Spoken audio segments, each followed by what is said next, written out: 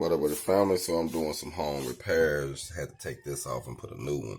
A lot of these here in the older houses was bad, so I took them out and I've been replacing them and put new ones in there.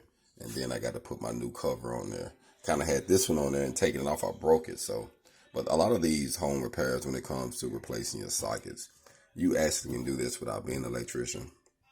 In my personal opinion, if you would just find the power supply, cut the power off at that side, pull it out, especially if you're savvy with tools, pull it out. If you have to, take a picture of it so you don't know, so that way you have a personal diagram of how it was before you started and just duplicate it. But a lot of the newer ones will tell you brown on one side, white on the other.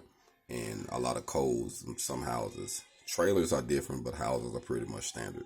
So it's not real hard to do things like this, and you can do them yourself. Save a lot of time, save a whole lot of money.